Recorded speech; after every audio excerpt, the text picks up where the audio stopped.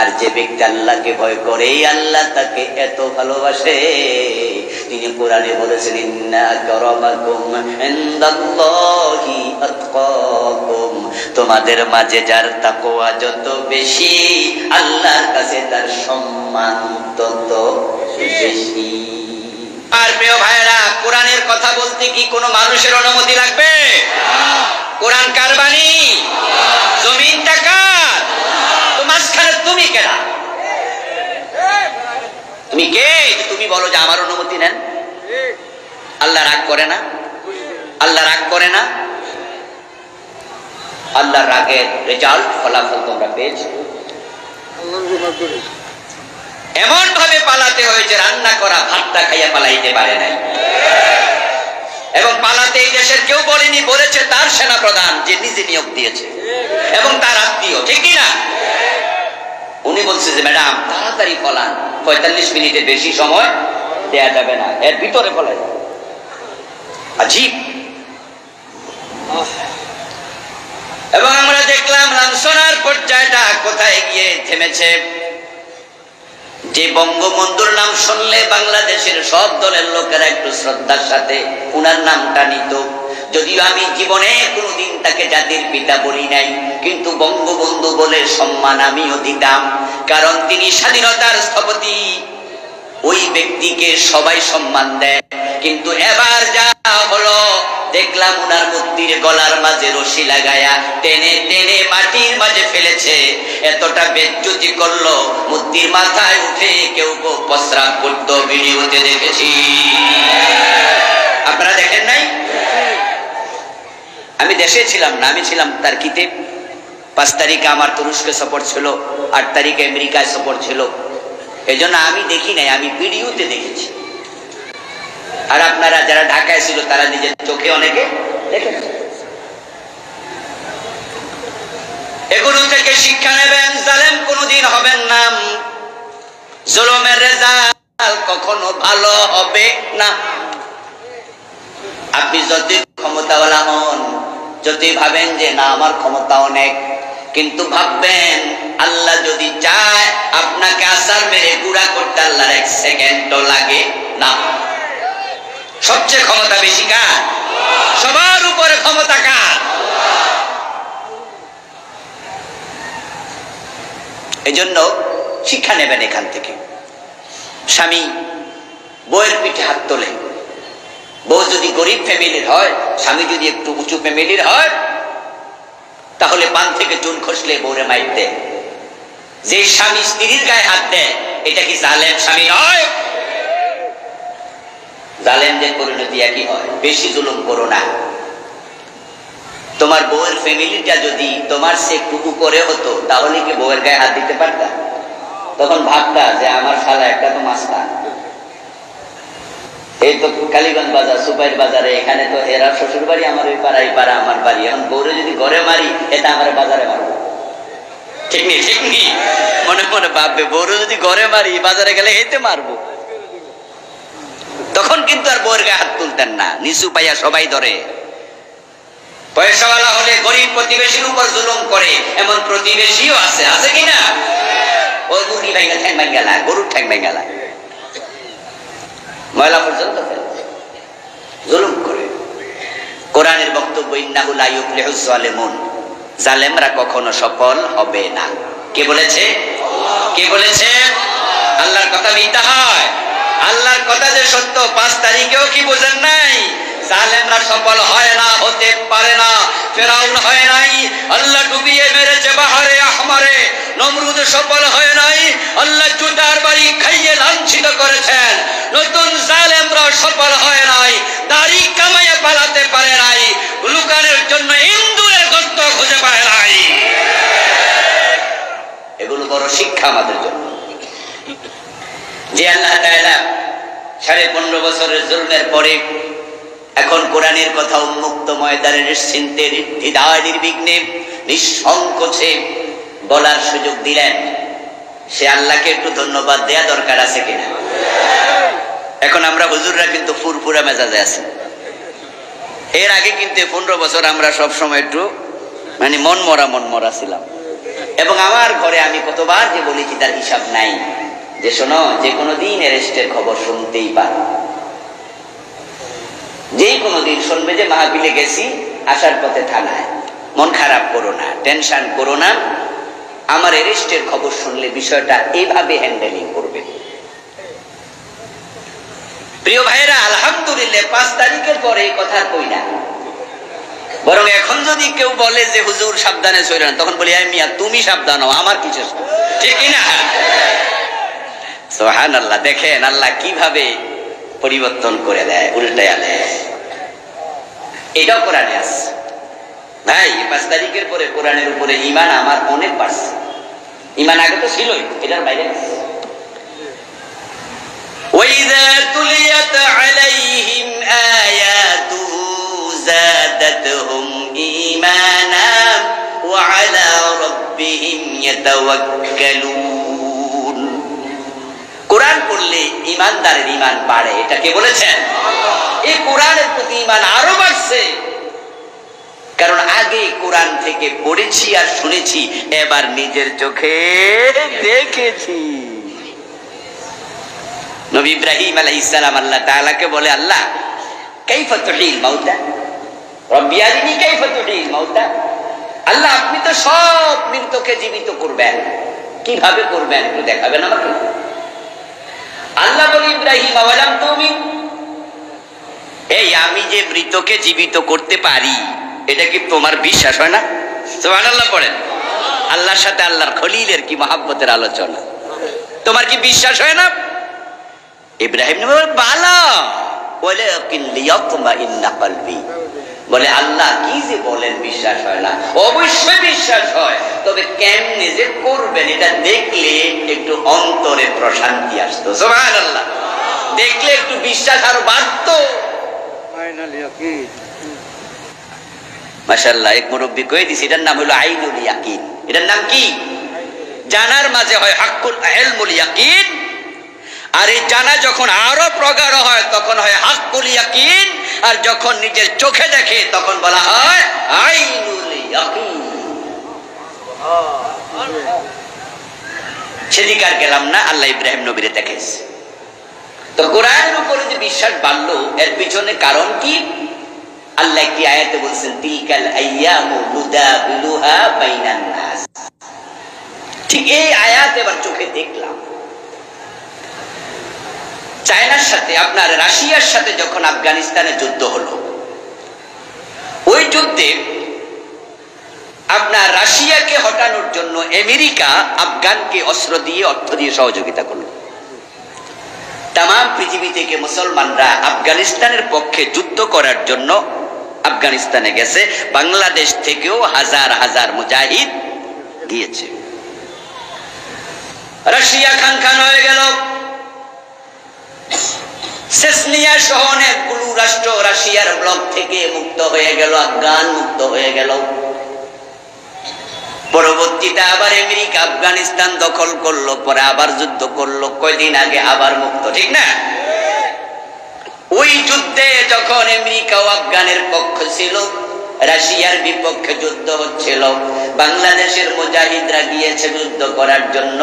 একজন যুদ্ধ ফেরত মুজাহিদ বাংলা একটি বই লিখেছে ফিরে এসে, বইটার নাম হলো আফগানিস্তানে আমি আল্লাহকে দেখেছি। পড়ছে মুরব্বী, পড়ছে, ওই উনি পড়ছে। আপনারা কি কেউ পড়ছেন? নিচে এতলা দেন তো, পড়ুন না, আসেনি দেখি। কম পড়ুন না, লোক লাগবে। আমিও পড়েছি। বেশি বেশি পড়তে হবে। শোনা জিনিস বেশিক্ষণ থাকে না, হারাই যায়। পড়া জিনিস কলবে ঢুকে যায়, ঠিক না? এই জন্য কোরআনের প্রথম মেসেজ কি ছিল? ইকরা শব্দের অর্থ কি? পড়ো, পড়ো। বইয়ের নাম লিখছে আফগানিস্তানে আমি আল্লাহকে দেখেছি। নাম শুনলে একটু খাপ্পা বেখাপ্পা বেখাপ্পা লাগে, কিরে কয় কিরে, আল্লাহ রে আবার দেখা যায়। ভিতরে পড়লে বুঝবেন যে আসলে লেখক বুঝাতে চেয়েছেন আমি আল্লাহর সরাসরি সাহায্য দেখেছি। কিভাবে যে আল্লাহর সাহায্য এসেছে, কাফেরদের বিরুদ্ধে মুসলমানের হাতে উনি আমি নিজে দেখে এসেছি। এটাকেই তিনি বলেছে এ সাহায্য দিয়েছে কে? বলেন না, কে দিয়েছে? এই জন্য উনি বলে আমি আল্লাহকে যেন দেখেছি। তারিখে কিভাবে? কোরআনে তিলকাল আইয়াম নুদাবিলুহা বাইনান নাস, আল্লাহ বলে আমি মানুষের মাঝে দিন আবর্তন করি, দিন আমি ঘুরাই। আজকে আপনি ছেলে, কালকে হবেন বাবা। আজকে উনি বউ, কালকে হবে শাশুড়ি। আজকে ছেলে অবস্থায় বাবার সাথে যে আচরণ করছেন, আপনি বাবা হলে আপনার সন্তান একই আচরণ ফিরিয়ে দেবে। দিন ঘুরায় কে? বৌমা আজকে শাশুড়ির সাথে যে আচরণ করছে, উনি যখন আবার শাশুড়ি হবে তার পুতের বউ একই আচরণ করবে। ঠিক গত 15 বছরে তারা যেটা করছে সেটা তারা পেয়ে গেছে। এখন আল্লাহ দিন আমাদের দিকে ঘুরাইয়া দিছে। আগে তারা ছিল আরামে খুশিতে, রামেরা বামেরা চোরেরা ডাকাতেরা সন্ত্রাসীরা মাথা উঁচু করে চলতো। এখন আল্লাহ ঘুরাইয়া দিছে আমাদের দিকে। তারা এখন পলানোর জন্য দাড়ি কামায় গর্ত খোঁজে, আর আমরা আলেম ওলামারা ইসলাম ওলারা মাথা উঁচু করে চলছি। 5 তারিখের পরে আমরা যেহেতু ভালো আছি, যে আল্লাহ আমাদেরকে ভালো রাখলেন, আসুন আমরা সবাই মিলে একটিবার আমাদের সে মহান রবকে শুকরিয়া জানাই, ধন্যবাদ জানাই। সবাই মিলে জোরে জোরে একবার কালিমাতুশ শুকর করি, আলহামদুলিল্লাহ। প্রিয় দিনী ভাইরা, আলোচনার বিষয়বস্তু নির্ধারণ করা আমাকে দেয়া হয়েছে সূরা আল-আহজাবের 69 নম্বর আয়াত থেকে। আমি তিলাওয়াত করেছি সেখান থেকে। আল্লাহ তাআলা এখানে যা বললেন, আসুন আমরা আলোচনা শুরু করি। আল্লাহ তাআলা বললেন, ইয়া আইয়ুহাল্লাযীনা আমানু, ওহে তোমরা যারা ঈমান এনেছো, লা তাকুনু কাল্লাযীনা আযাউ মূসা, তোমরা তাদের মতো হইও না যারা নবী মূসাকে কষ্ট দিয়েছে। আমাদের নবীর নাম কি? মাশাআল্লাহ, সবাই বলুন কি নাম? মুহাম্মাদুর রাসূলুল্লাহ সাল্লাল্লাহু আলাইহি ওয়াসাল্লাম। আমরা তার উম্মত। আমাদেরকে আল্লাহ ডাক দিল ঈমানদারেরা, এর মানে নবী মুহাম্মাদের উম্মতেরা শোনো, মুসা নবীকে তার উম্মত যেমন কষ্ট দিছে তোমরা তাদের মতো হইও না। নবী মুহাম্মদকে তোমরা কষ্ট দিও না। আমার বন্ধু, মেয়ে যখন বিয়ে দেয়, কলিজার টুকরা মেয়েটা শ্বশুর বাড়িতে যায়, গিয়ে যদি মাকে মোবাইলে খবর দেয়, বাবারে জানায়, মাকে জানায়, আমি খুব ভালো আছি, আমার শাশুড়ি আমাকে মেয়ের মতো আদর করে, আমার শ্বশুর তো আমাকে রেখে খাবার টেবিলে বসে না, ও মা তোমার জামাই তো আমার চেহারা না দেখলেই পাগল হয়ে যায়, আমার ননদ আমার যা সবাই আমাকে হাতের তালুতে রাখতে চায়, সবাই আদর করে। যখন মা মোবাইলে খবর পায় তখন মায়ের কলিজাটা ভরে যায়, কারণ এটা মায়ের কলিজার টুকরা, সে যদি ভালো থাকে মাও ভালো থাকে। মা মোবাইলে এটা শুই না কয়, বলিস কি ভাইয়া, তোরে এত আদর করে, এত ভালো তারা। এবার মা এই গল্প তার স্বামীর সাথে করে, অন্যদের সাথে করে, যে আমাদের রোকাইয়ারে বিয়ে দিছি, বাবারই সে তো সেখানে আছে রানীর হালাতে খুশি। এবার বিপরীত দিকে যান, যদি মেয়ে ফোন করে মাকে জানায়, আমার শ্বশুর বাড়িতে আমার শাশুড়ি আমার সাথে দাজ্জালের আচরণ করে, তোমার জামাই আজকে সকালবেলায় কথায় কথায় একটু হালকা কথা কাটাকাটিতে আমার চুলে ধরে একটা চর মেরে দিয়েছে, আমার শ্বশুর তো কাজের মেয়ের মতো আমাকে খাটায়, কথায় কথায় গালি দেয়, তখনই মা অপর প্রান্ত থেকে চোখের পানি ছেড়ে দেবে আর বলবে, বলিস কি রে, এত কষ্টে থাকিস কেমনে? আচ্ছা, মারে কি থাপ্পড় দিস? তো মা কাঁদে কেন? মারে কি গালি দিছে? তো মার চোখে পানি কেন? কারণ তো শুধু একটা, এই মেয়েটা মায়ের কলিজার টুকরা, সে যদি কষ্ট পায় মাও কষ্ট পায়। টোটাল মাখলুকাতের মাঝে আল্লাহর কাছে নবী মুহাম্মদের চেয়ে প্রিয় কোন মাখলুক আর নাই। রাসূলুল্লাহ সাল্লাল্লাহু আলাইহি ওয়াসাল্লামকে আল্লাহ এত ভালোবাসেন, এতই মহব্বত করেন, সম্মান দেন। আমার নবীর নাম আল্লাহ নিজের নামের পাশে রেখে দিয়েছেন। কালেমা যখন পড়ি তখন আল্লাহর নাম যেখানে শেষ, আমাদের নবীর নাম শুরু। লা ইলাহা ইল্লাল্লাহু মুহাম্মদ, আল্লাহ শেষ, এবার মুহাম্মদ দিয়ে পরের অংশ শুরু। আল্লাহ কোরআনে বললেন, ওয়ারাফানা লাকা যিকরাকা, ও নবী, আমি যেমন মহান, আমি আপনার নামও আপনার স্মরণকেও উচ্চকিত করেছি। আমার নাম যেখানে উচ্চারণ হবে আপনার নামও সাথে সাথে উচ্চারণ করতে আমি বাধ্য করেছি। তাই কালেমা বলেন, আজান বলেন, যেখানে আমরা আল্লাহর নাম বলি সেখানে পরে পরে দেখবেন রাসূলের নাম আল্টিমেট এসে যাচ্ছে। আল্লাহ উনাকে এত ভালোবাসেন, আল্লাহ নিজের নামের ডিজাইনের সাথে নবী মুহাম্মাদের নামের ডিজাইন বানালেন। আল্লাহর মাঝে অক্ষর 5টা, মুহাম্মাদের মাঝে অক্ষর 5টা। আল্লাহ নামের মাঝখানে তাসদীদ, মুহাম্মদ নামের মাঝখানেও তাসদীদ। আল্লাহ নামের ভিতরে নোক্তা নাই, মুহাম্মদ নামের ভিতরও নোক্তা নাই।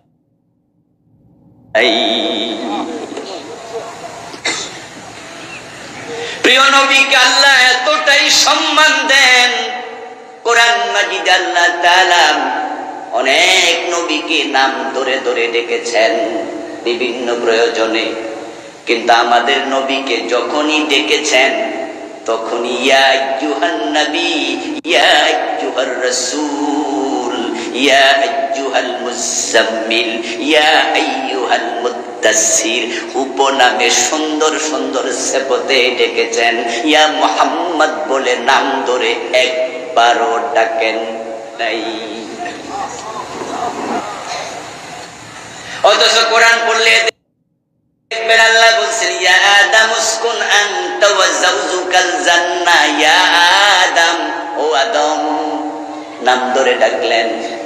ইয়া ইব্রাহিম কাদ সাদ্দাক্তার রুইয়া, ইয়া মূসা লা তাখাফ, ইয়া ইয়াহইয়া খুযিল কিতাবা বিকুওয়া, ইয়া যাকারিয়া ইন্না নুবাশশিরুকা বিগুলাম, ইয়া ঈসা, ইয়া মূসা, এভাবে নাম ধরে ধরে সব নবীকে ডাকলেন, কিন্তু ইয়া মুহাম্মদ একবারও বলেন নাই। আল্লাহ কোরআনে নিজের পরিচয় দেন, আমি হলাম রব্বুল আলামিন, আর আমার নবীকে আমি বানালাম রাহমাতুল লিল আলামিন। মা তার মেয়ে শ্বশুর বাড়িতে কষ্টে আছে শুনলে মন খারাপ করে, কষ্ট পায়, কারণ মা তার মেয়েটাকে ভালোবাসে। এবার বলুন তো, উম্মত যদি নবী মুহাম্মদকে কষ্ট দেয়, আরশের মালিক আল্লাহ কি কষ্ট পান না? এজন্য আল্লাহ তাআলা সূরা আল আহজাবের আয়াতে বলছে, ও ঈমানদারেরা, নবী মূসার মতো তোমরা আমার নবী মুহাম্মদকে কষ্ট দিও না। নবী মূসাকে তার উম্মত বড় কষ্ট দিয়েছে। হোসেনে কষ্ট দেওয়ার পরে ফাবাররাহুল্লাহ মিম্মা ক্বালু, তারা নবী মূসাকে যে কথা বলে কষ্ট দিল, আল্লাহ নবী মূসাকে ওই কথার আঘাত থেকে নিজে বাঁচিয়ে দিলেন। নবী মূসাকে আল্লাহ ভালোবাসে না? জবাবটা সুন্দর হইল না রে? এই কি নবী মূসার লগে কোনো শত্রুতা আছে নাকি? নবী মুহাম্মদকে যেমন আমরা সম্মান করি, নবী মূসাকেও করি, ঠিক কি না? নবী ঈসাকেও করি, সব নবীকে করি। এটা ইসলামের সৌন্দর্য, এটা ইসলামের ডাইভার্সিটি, ইসলামের বিউটি, এটা আমাদের উদারতা। ইসলাম আমাদেরকে শিখিয়েছে যে আমরা সব নবীর প্রতি সমান ঈমান লালন। তিলকার রাসূল ফাদ্দালনা বা'দাহুম আলা বা'দ, আল্লাহ কোরআনে বলছেন রাসূলদেরকে আমি একজনের উপর আরেকজনকে শ্রেষ্ঠত্ব দিয়েছি, কিন্তু আবার আমাদের ব্যাপারে বলছেন লা নুফাররিকু বাইনা রাসূলি। কিন্তু আমরা যারা উম্মত, আমরা ঈমান আনার ক্ষেত্রে কোন রাসূলের মাঝে ব্যবধান করি না। আমরা সব নবীকে সমান সম্মান করি। এরপরও নাকি মুসলমানরা সন্ত্রাসী। ইহুদিরা বলে আমরা খারাপ, আমরা কি সন্ত্রাসী, আমরা নাকি উগ্র, আমরা ফান্ডামেন্টালিস্ট, আমরা টেররিস্ট। নাউযুবিল্লাহ, নাউযুবিল্লাহ। আরে কি জুলুমটা আমাদের উপর করে তারা। ইহুদিরা বলে মুসলমানরা সন্ত্রাসী, খ্রিস্টানরা বলে মুসলমানরা উগ্র, প্রতিক্রিয়াশীল। ইহুদিদের নবী মূসা আলাইহিস সালাম, তাকে আমরা ভালোবাসি, কিন্তু ইহুদিরা আমাদের নবী মুহাম্মদকে ভালোবাসে না, উল্টা গালিগালাজ করে। আমরা তাদের নবীর নাম যখন নেই, আমরা দোয়া ছাড়া নাম নেই না, শুধু মূসা বলি না, আমরা বলি মূসা আলাইহিস সালাম। খ্রিস্টানরা আমাদেরকে বলে আমরা সন্ত্রাসী, আমরা উগ্র, অথচ তাদের নবী ঈসা আলাইহিস সালাম আমরা শুধু ঈসা বলি না, সাথে সাথে দোয়া করি। কিন্তু খ্রিস্টানরা আমাদের নবীকে সন্ত্রাসী বলে গালিও দেয়। এই যে আপনারা শুনেছেন ফ্রান্সে আমাদের নবীর কার্টুন আঁকছে, ফ্রান্সে রাসূলুল্লাহ সাল্লাল্লাহু আলাইহি ওয়াসাল্লামের কল্পিত মূর্তি বানায়া আমাদের রাসূলের মাথার মাঝে তারা বোমা বসায়। খ্রিস্টান সুইডেন একই কাজ করেছে, আর ইহুদিরা তো করেই সব সময়। কিন্তু তাদের নবী মূসাকে যদি আমরা আজকে জীবিত পেতাম, ওনার সাথে আমাদের কালীগঞ্জ বাজারে দেখা হয়ে যেত, আমরা নবী মূসার হাতের মাঝে চুমু খেতাম, গায়ের জামা খুলে নবী মূসার পায়ের ধুলা মুছে দিতাম, নবী মূসাকে কপালে চুমু দিয়ে কান্দে তুলে আনন্দে নাচতাম। আর তারা আমাদের নবীকে খালি গুলি করে দিত। তাদের আচরণ করে, তাদের আচরণ। তাওরাত এবং ইনজিল এই দুইটা কিতাবের পাতা আমরা কি ছিড়ব? সাহস হবে? পায়ের তলে রাখবো? সাহস হবে? তাদের কিতাবও আমরা সম্মান করি, তাদের কিতাবকে আমরা শ্রদ্ধা করি, কিন্তু তারা মাঝে মাঝে দেখবেন কোরআনের পাতা আগুন লাগাইয়া দেয়, কোরআন ছিঁড়ে পায়ের নিচে রাখে। এরপর তারা কয় আমরা নাকি উগ্র। কি মাসলুম আমরা। ঠিক বাংলাদেশে গত 15 বছর যা ছিল, হুজুররা কি সন্ত্রাসী, হুজুররা কি জঙ্গি, হুজুররা কি এই, হুজুররা সেই। অথচ আপনারাই তো সাক্ষী, এদেশে যত ভালো মানুষ আছে যারা শান্তি প্রিয়, তাদের ভিতরে আলেম ওলামারা আছে না নাই?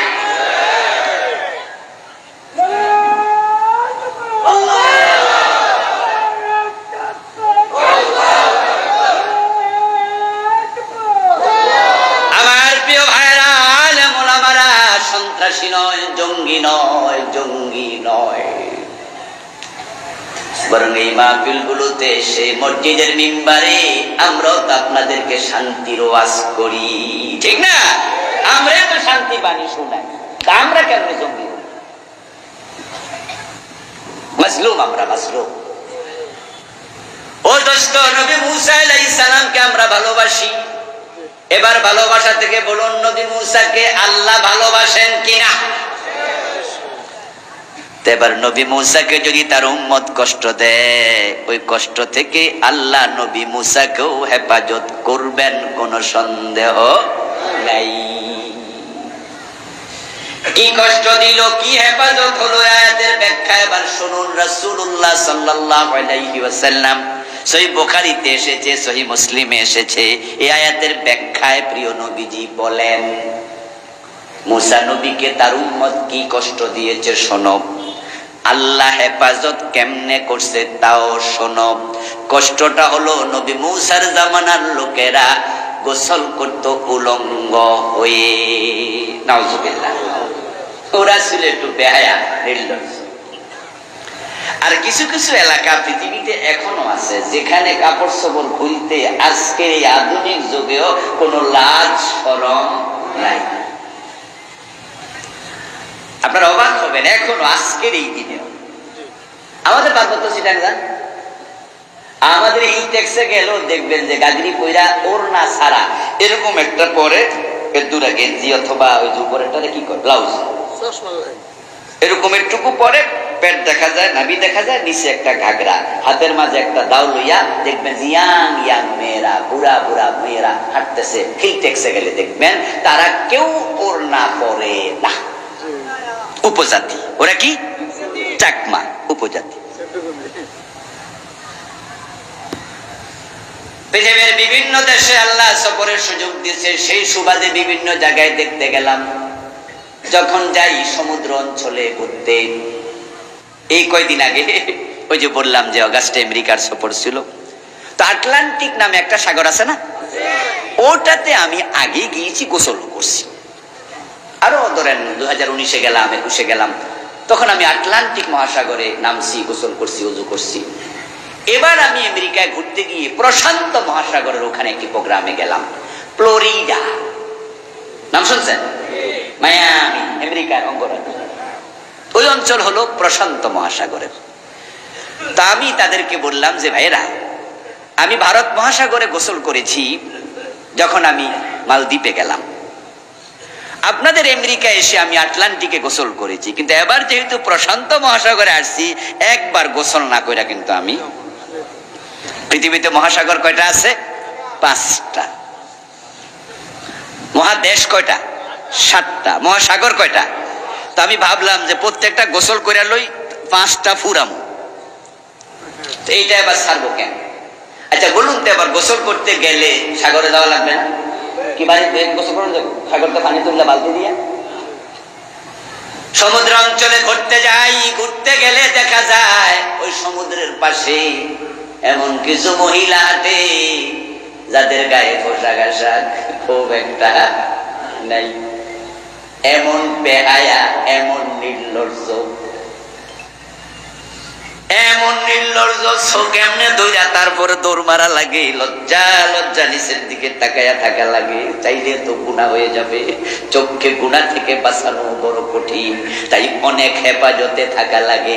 আধুনিক যুগে যদি কাপড় ছাড়া সমুদ্রে গোসল করে, এবার বলুন তো, যে সামান্য কাপড় পরে নামলো ওই সমুদ্রের এলাকাতে পাবলিক আছে না নাই?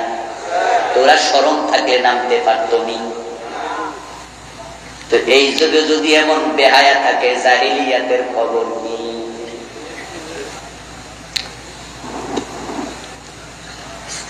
আপনার আফ্রিকা অঞ্চলে এখনো কিছু কালো অঞ্চল আছে, কালো মানুষের, ও দেশের মহিলারা এখনো ঘাগড়ি পরে আর গাছের লতা পাতা দিয়ে কাপড় বানায়। পুরুষরা 100% আজকের এই দিনে এত অসভ্য। তাহলে নবী মুসার যুগের খবর এবার মনে হয় একটু হালকা হালকা লাগবে, অসুবিধা নাই তো এবার? আচ্ছা, তো মুসা আলাইহিস সালামের যুগের লোকেরা উলঙ্গ গোসল করত। সহিহ বুখারীর একটা হাদিস শুনাই মাঝখান দিয়ে, রাসূলুল্লাহর বয়স 37, কোন কোন রিওয়ায়াতে পাওয়া যায় 35। নবুয়তের 5 অথবা 7 বছর আগের ঘটনা বলছি। আল্লাহর হাবিবের আত্মীয় স্বজনেরা সিদ্ধান্ত নিল কাবা শরীফ পুনর্নির্মাণ করবে। কাবার ওয়াল ভেঙে গেছে, তাই নতুন করে বানাবে। সিদ্ধান্ত মোতাবেক ওনারা কাবা বিনির্মাণের জন্য পাথর সংগ্রহ করছে, ইট সংগ্রহ করছে। এখন একটু দূরে এনে রেখেছে, পাথর ইট আছে একটু দূরে, এগুলো কান্দে করে করে কাবার পাশে এনে রাখতেছে। ওই কাজে নবী মুহাম্মদ সাল্লাল্লাহু আলাইহি সাল্লাম নিজে অংশগ্রহণ করেছেন। আল্লাহর হাবিব নিজে কান্দে করে করে পাথর আনতেছে। রাসূলুল্লাহর সাথে আছে ওনার চাচা আব্বাস রাদিয়াল্লাহু তাআলা আনহু, রাসূলের বয়সে 2 বছরের সিনিয়র, আপন চাচা। আল্লাহর হাবিবের বয়স যদি 35, তাহলে আব্বাসের বয়স কত? রাসূলের বয়স যদি 37, আব্বাসের বয়স কত? 39, 2 বছরের বড়। হযরত আব্বাস রাসূলুল্লাহকে বলতেছে, ভাতিজা তুমি যে কান্দের মাঝে পাথর নিয়ে নিয়ে যাও, আসো, সুন্দর মানুষ আমি তো দেখছি, তোমার কাঁধ লাল হয়ে গেছে, তুমি বরং আমার মতো লুঙ্গিটা খুইল্লা কাঁদে লও। তাহলে এতে করে কি হবে? ওই পাথরটা লুঙ্গির উপরে রাখলে কাঁধের মাঝে এই চোট আর। এই হাদিস দিয়া বোঝা যায় আব্বাসের ফরনে লুঙ্গি আছে না নাই। তাহলে নবী মুসার যুগের কথা শুনে আশ্চর্য হওয়ার কিছু নাই। আল্লাহ রাসূলের যুগে জাহেলিয়াতের সময় কাবা তাওয়াফ করার সময় কাপড় চোপড় খুইল্লা তাওয়াফ করত। তারা বলতো যে কাপড় পরে গুনাহ করি, ওই কাপড় পরে কাবা শরীফ তাওয়াফ কেমনে করি? এই জন্য ওরা কাপড় চোপড় খুললা দূরে রাইকা পুরা উলঙ্গ কাবা তাওয়াফ করতো। কারণ এই কাপড় তো গুনার কাপড়, এই কাপড় পরে মিথ্যা বলি, এই কাপড় পরে মদ খাই, এই কাপড় পরে এই গুনাহ ওই গুনাহ করি, এইটা নিয়ে কাবা তাওয়াফ করা যাবে না। তাকওয়া, তাকওয়া, এটার নাম তাকওয়ায়ে কেলাবি, কুত্তার। এই তাকওয়ার কি নাম দিলাম আমি? উস্তাদদের থেকে শুনছিলাম। তাকওয়ায়ে কেলাবির ব্যাখ্যা কি? দেখবা শাবালে কুকুর প্রস্রাব করার সময় ঠ্যাং তোলা, কি আপনাদের এলাকায় কালীগঞ্জে দেয়নি? যে কুত্তা ঠ্যাং তোলা দেয় এটা নাকি শাবালে, এটা বালে হইছে।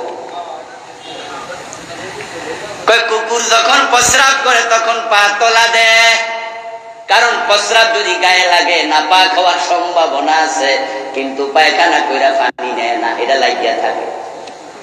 আসলটা কইরা গা ভরাইছে, ওখানে তাকওয়া নাই, মুতার সময় তাকওয়া। এটার নাম কি? তাকওয়ায়ে। হযরত মুসার যুগের লোকেরা উলঙ্গ গোসল করত, কিন্তু নবী মুসা আলাইহিস সালাম কখনো মানুষের সম্মুখে গা থেকে কাপড় খুলতেন না। তিনি বড় লাজুক মানুষ ছিলেন। আর মানুষের সামনে উলঙ্গ হওয়া জায়েজ আছে না হারাম? হাঁটু থেকে নাভি পুরুষ দেখে রাখা ফরজ। নিজের বউ ছাড়া কারো সম্মুখে উন্মুক্ত করা যাবে। হযরত মুসা আলাইহিস সালাম আল্লাহর নবী, তিনি তখন নবী হয়েছেন নাকি হন নাই তা নিয়ে আলেমদের মাঝে দ্বিধা বিভক্ত মতামত। কেউ বলেছেন নবুয়ত পেয়েছেন, কেউ বলে পান নাই। কিন্তু নবীরা নবুয়তের আগেও গুনার কাজ করতেন না, এটা নবীদের শান। তাই তো প্রিয় নবী মুহাম্মদুর রাসূলুল্লাহ সাল্লাল্লাহু আলাইহি সাল্লামকে কাফেররা বলেছিল, রাসূল যখন বলেছিলেন যে আমি যদি বলি এই পাহাড়ের পিছনে একদল সৈন্য তোমাদেরকে আক্রমণ করার জন্য বসে আসে, বিশ্বাস করবে কি? কাফেররা বলেছিল হ্যাঁ। রাসূল বলছে না দেখে বিশ্বাস করবে কেন? তারা বলেছিল তুমি জীবনে কোনোদিন মিথ্যা কথা বলো নাই। নবীরা নবুয়তের আগেও মিথ্যা বলতেন না, গুনাহ করতেন না। হযরত মুসা আলাইহিস সালামকে সবাই বলে মুসা আমরা কাপড় খুলে গোসল করি, তুমি কাপড় পরে করো কেন? তুমিও খোলো। উনি বলে না না না আমি এটা খুলবো না। তখন তারা নবী মুসার বিরুদ্ধে আবার ষড়যন্ত্র করলো, বলতে শুরু করলো বুঝি তোমার মনে হয় গোপন অঙ্গে সমস্যা। আছে। খুশিয়ায় প্রবলেম, খুশিয়া প্রবলেম। অনেক মানুষ আছে যাদের অন্ডকোষ একটা ছোট আর একটা বড়, এটাকে আমাদের কুমিল্লা অঞ্চলে বলে এক শিরা, গাজীপুরে কি কর, তাহলে মিলা গেছে। এক দেশের মানুষ তো কিছু তো মিলবই। এখন মূসা আলাইহিস সালাম কোরা বলা শুরু করছে এক শিরা, ওই এক শিরা, ওই এক শিরা, মানে দেখলে এবার উনাকে সেতায়। অথচ মূসা আলাইহিস সালামের এক শিরা রোগ ছিল নাকি? তো ওরা বলে তোমার যদি এক শিরা রোগ না থাকে তাহলে আমরা সবাই কাপড় খুলি, তুমি খোলো না কেন? নিশ্চয় ডাল মে কুছ কালা হে। আচ্ছা, যেই লোকের যে দোষটা নাই ওই দোষটা যদি আপনি বলেন, এর কষ্ট কিন্তু একটু বেশি লাগবে, লাগবে না? আর যে দোষ করছে হেরে কইলো, হে যদি বাপ দেখায়, রাগ দেখায়, মনে মনে কিন্তু কয় যে আমি তো করছি, ঠিকই তো কয়। আপনি যদি এলাকায় মোবাইল চুরি করেন, কারো ঘড়ি চুরি করেন, আর আপনারা যদি বলে ঘড়ি চোর, আপনি বললেন কে আমার চোর কইছে, কিন্তু মনে মনে কইতাছেন কথা তো ঠিকই কইছে। আর যে চুরি করে নাই ওরে চুর করে কিন্তু এর কলিজা পর্যন্ত ফাইটা যাব কষ্টে। কি কইলি? নবী মূসা আলাইহিস সালাম তো নির্দোষ, নিষ্কলঙ্ক মানুষ, নীরব, সুশ্রী সুন্দর মানুষ, কিন্তু পাবলিক উনাকে সেতায়, উনাকে বলে বলে কষ্ট দেয়। এক শিরা, এক শিরা, এক শিরা। আমার আরশের মালিক আল্লাহ তাদের এই আচরণে নিজেও কষ্ট পেয়েছেন, তাই তিনি সিদ্ধান্ত নিলেন এই কষ্ট থেকে আমি আমার নবী মূসাকে হেফাজত করবই, আমি বাঁচাবো। কিভাবে বাঁচাবে? প্রিয় নবীজি সাল্লাল্লাহু আলাইহি সাল্লাম এবার বলতেছেন, একদিন নবী মূসা গোসল করার জন্য খুব দূরে চলে গেলেন। ওখানে গিয়ে ডানে বামে সামনে পিছে তাকালেন, তাকায়া দেখেন কোনো মানুষ নাই, এটা জঙ্গলের একটি কূপ। তাই তিনি নিজের গায়ের কাপড় খুললেন, লুঙ্গিটা খুললেন, খুলে তিনি একটা পাথরের উপর রেখে এবার তিনি পানিতে উলঙ্গ হয়ে নামলেন। কোনো মানুষ যেহেতু দেখে নাই, সুতরাং গুনাহ হওয়ার সুযোগও। আমরা টয়লেটে যখন ঢুকি তখন আমাদের পায়খানা করার সময় আমরা কাপড় আগের জায়গায় রেখেই তো করি, ঠিক না? না খুলি, তোলামোলা দেইনি, কি গুনাহ হয়েছে? কারণ টয়লেটের ভিতরে কোনো মানুষ নাই। আপনি গোসল করার জন্য পানিতে নামছেন, পানিতে নেমে আপনি মনে মনে ভাবলেন যে লুঙ্গিটা আমার পরনে আছে, ওই লুঙ্গিটা তো সকালবেলায় আমার বাচ্চা পায়খানা করছিল, এর একটু পায়খানা লাগছে, এখন আমি যদি এটা গায়ে রাইখা তারপরে পুকুর থেকে উঠি তাহলে তো ওই পায়খানার বীজাণু পানি আমার গায়ে আবার লাগবে, গোসল করেও তো পরিষ্কার হতে পারলাম না। তাই আপনি লুঙ্গি একবারে পানি অতটুকু নামার পরে খুললেন, খুইলা এটা হাত দিয়ে ধুইলেন। এখন কি পরনে লুঙ্গি আছে নাকি? তো মাছে দেখলে কি গুণ হয়ে যাবে? মাছের সাথে পদ্মা আছে নাকি?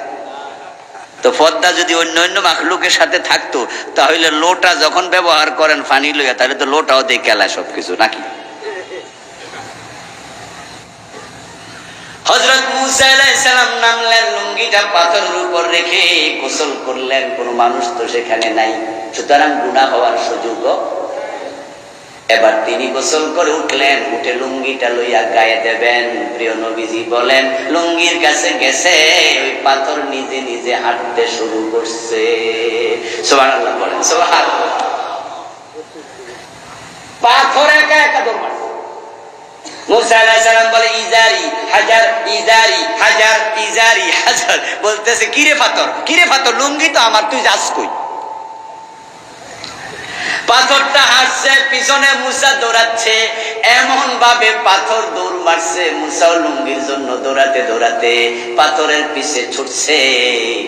সেই লোকেরা নবী মূসাকে দেখলে বেশি চেতাইতো, ওরা এক জায়গায় বৈশা 4-5 জন গল্প করতেছে, পাথর ঠিক তাদের সামনে গিয়ে থামছে।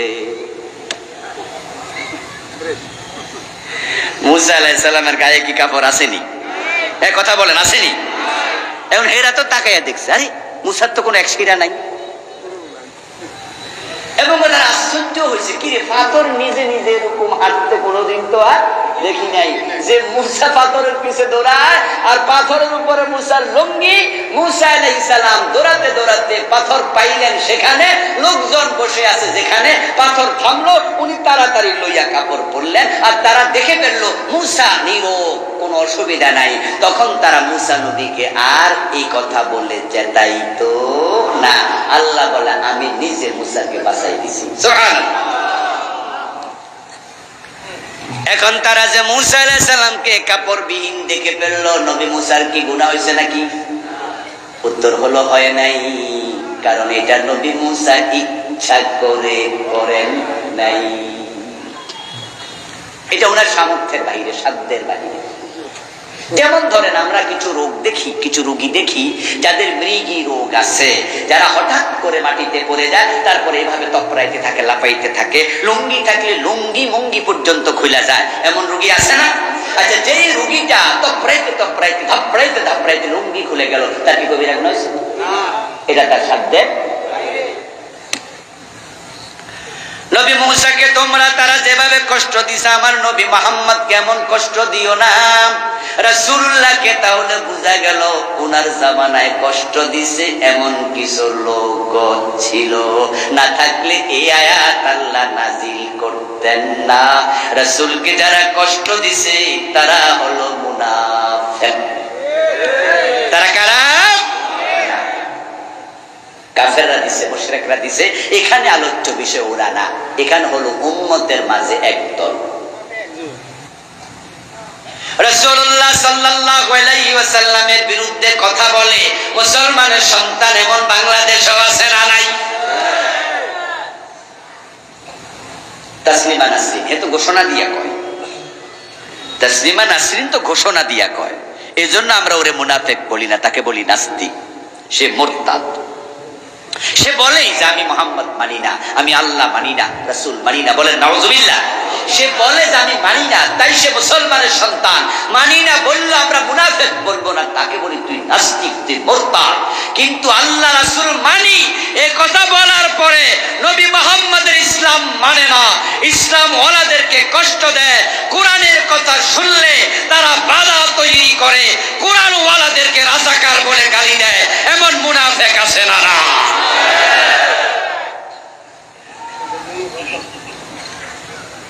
আমাদের বাংলাদেশে অভাব নাই। রাসূলুল্লাহ সুন্নাহ মুখে আছে, তাই দাড়িওয়ালা ছেলের কাছে মেয়ে বিয়ে দেবে না, এমন শ্বশুর আসেনি? তো রাসূলের সুন্নাহকে যদি মানা মানা হলো, উনার সুন্নাহ দেখে কটাক্ষ করো, স্বয়ং রাসূলকে কটাক্ষ করা। এই মুন্সি, এই মুন্সি, এই বলবি, আমি শুনেছি মোল্লা বলবি মুন্সি এরকম কথা বলে, হ্যাঁ করে বলে। আস্তাগফিরুল্লাহ। আমার মাদ্রাসার পাশে, আমি ঢাকা একটা গ্রামের মাদ্রাসায় পড়াই, আমার মাদ্রাসার পাশে একটা হোটেল আছে, ওখানে মাঝে মাঝে নাস্তা পানি করি। একবার দেখলাম যে হোটেল বয় তাকে অন্য আরেক হোটেল বয় বলতেছে এই মুন্সি, এই মুন্সি। তাকে কেন যেন ডাকছে, আর সে কয় জি জি আসতেছি। তাদের কাজ শেষ। একটু পরে আমি ওই ছেলেটাকে ডাকলাম, কাছে নিয়ে বললাম তোমাকে মুন্সি বলে কেন? তুমি কি মাদ্রাসায় 2 ক্লাস করছো নাকি? আমাদের দেশে যারা 2 ক্লাস করে ওরা কয় মুন্সি, আর একটু বেশি করলে কয় মৌলভী, টাইটেল পাস করলে কি কয় মাওলানা। আমি ভাবছি হয়তো মনে 2 ক্লাস করছে। তা আমি ওরে বললাম মাদ্রাসা কি 2 ক্লাস করছো? ও বলে না হুজুর, মাদ্রাসা তো কোনোদিন পড়ি নাই। তো তোমার মুন্সি বলে? বলে হুজুর আমি দাঁড়িয়ে রাখছি তো, তাই ওরা টিটকারি করে মুন্সি করে। শুধু দাঁড়িয়ে রাখার কারণে চাকরি দেয় না অফিসে, চাকরি দেয় না গার্মেন্টসে, দাঁড়িয়ে রাখলে চাকরি বাতিল করে দেয়, এমন জালেম বাংলাদেশে আছে না নাই? এই যে আরং একটা কোম্পানি আছে না, আরং দুধ আছে, আরঙের জামা কাপড়ের শোরুম আছে, আরঙের অনেক মালামাল আছে। এই রমাদানের আগের, রমাদানের ঈদের আগে একজন দাড়িওয়ালা অফিসারকে দাড়ি কামাইতে বলেছে, সে কামায়নি, তাই তার চাকরি আরং কর্তৃপক্ষ বাদ দিয়েছে। সে লাইভ করার পরে আমরা তখন আলেম ওলামারা আরং কোম্পানির বিরুদ্ধে এমন ভাবে আলোচনা শুরু করলাম, ফেসবুকে লিখতে শুরু করলাম। হাজার হাজার আলেম যখন ফেসবুকে লেখা শুরু করলো, আরংওয়ালা ওরে নিল, মাপ চাইলো, পরে সরি আমরা দিয়েছি তখন সরি বলেছে। যদি আমরা চাপ না দিতাম এ ছেলে চাকরিটা ফিরে পেল না। অপরাধ কি? শুধু মুখের।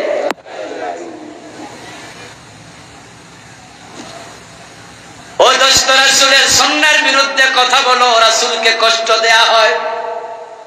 রাসূলের রেখে যাওয়া ইসলাম কোরআনের বিরুদ্ধে যখন অবস্থান নেও, রাসূলকে কষ্ট দেয়া হয়।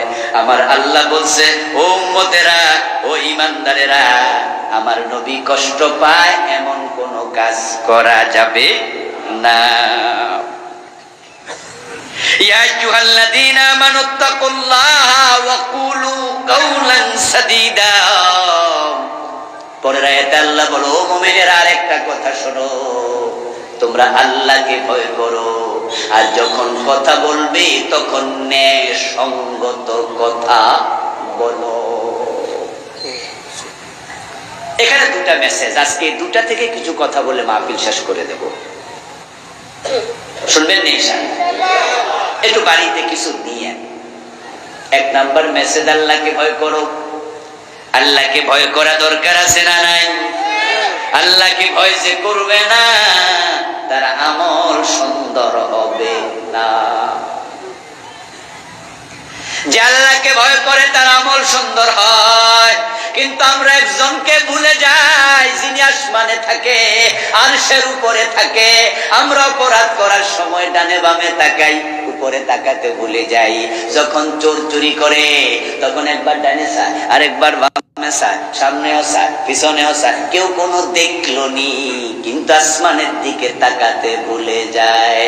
যিনি সব দেখে তার কথাই মনে থাকে না। যে আল্লাহকে ভয় করে, হাজার কোটি টাকা পড়ে থাকবে, আল্লাহর ভয়ে সে হাত বাড়াবে না। আল্লাহর ভয় মানুষের জিন্দেগি সুন্দর করে। একজন সাহাবী, একজন ব্যক্তি, রাসূলুল্লাহ বলছেন একজন ব্যক্তি, সাহাবী না একজন ব্যক্তি। ও ভুল বলেছি, একজন সাহাবীর কথা বলছেন। না, আল্লাহর হাবিবের হাদিস, সাহাবী নয়। অতীতের কোন এক ব্যক্তি তার চাচাতো বোনের কাছে সে কিছু টাকার বিনিময়ে ইজ্জত চাইছে। তার চাচাতো বোন তার কাছে গিয়ে বলে, ভাই আমার কিছু টাকা দরকার। প্রিয় নবীজি বলছেন, হাওলাত চাইলো টাকা, কিন্তু চাচাতো বোনের সৌন্দর্যের রূপে চাচাতো ভাই ছিল পাগল পাড়া। চান্স পাইয়া কয়, তোরে আমি টাকা মাগনা দিব, হাওলাত নেয়া লাগবে না, তবে আমার একটা কথা শোন। রাসূল বলছে, একটা কথার প্রস্তাব। তো চাচাতো বোন বলল, ভাই কি প্রস্তাব? বলে যে, তুই আমার একটু সময় দিবি, আমি তোর সাথে একান্তে একটু সময় কাটাবো, আর তুই যে কয় টাকা দরকার ধর, আমি দিলাম। মেয়েটাও ভাবলো টাকা আমার বড় প্রয়োজন, কিন্তু কি করি কি করি কি করি। এক পর্যায়ে সেও এখানে পরাজিত হলো। স্বাস্থ্য ভাইয়ের সাথে সে শোয়ার জন্য রাজি। আল্লাহর হাবিব বলছেন, এই মহিলা গায়ের কাপড় চোপড় খুলে ফেললো, তার স্বাস্থ্য ভাই তার কাছে গেল, জেনা করবে, তার উপরে উঠে পর্যন্ত বসলো। এই অবস্থায় মেয়েটার মনে পড়ে গেল, আমি তো কুমারী, আমার তো বিয়ে হয় নাই, নিশ্চয়ই আমাকে কেউ না কেউ বিয়ে করবে, তাহলে আমাকে তো আমার স্বামী কুমারী পাবে না, এটা তো বড় খেয়ানত হয়ে যায়, বড় খেয়ানত হয়ে যায়। কিন্তু আমার স্বামী তো ভাববে আমি টাচলেস, আমি আনটাচ, আমি কুমারী, কিন্তু গোপনে যেই কাজ আমি আজকে করতেছি, তাহলে এটা মিথ্যা ভাবনা হবে, আমি আমার হবু স্বামীকে ঠকাচ্ছি, এই কাজটা আমার ঠিক না। ওই মেয়েটা শুয়ে আছে, ছেলেটা উপরে বসে গেছে, সেনা শুরু করবে। এই অবস্থায় মেয়েটা আবার বলছে, তাকিল্লাহ ওয়ালা তাবতাইল খাতাম ইল্লা বিহাক্কি। সুবহানাল্লাহ। এই টিস্যু লাগবে, টিস্যু শেষ হয়ে গেছে। মাহফিল কমিটি একটু বলেন। আল্লাহর হাবিব সাল্লাল্লাহু আলাইহি ওয়াসাল্লাম বলতেছেন, মহিলা এবার তার স্বাস্থ্য ভাইকে বলতেছে, আল্লাহকে ভয় করো, অবৈধভাবে আমার কুমারিত্ব নষ্ট করিও না। কাকে ভয় করো? জোরে বলেন, কাকে? এই কথাটা বলার সাথে সাথে ওই যুবকের অন্তরে আল্লাহর ভয় এসে গেল। সে তার স্বাস্থ্য বোনের সাথে আর জেনা করে নাই, তাকে ছেড়ে দিয়েছে। আল্লাহর ভয় মানুষের আমল ভালো করে, তার জীবন সুন্দর করে। আমরা যা করি তিনি দেখেন, তাই তাকে ভয় করো। করার সময় ভাবো অন্যায় করলে মাফ নাই।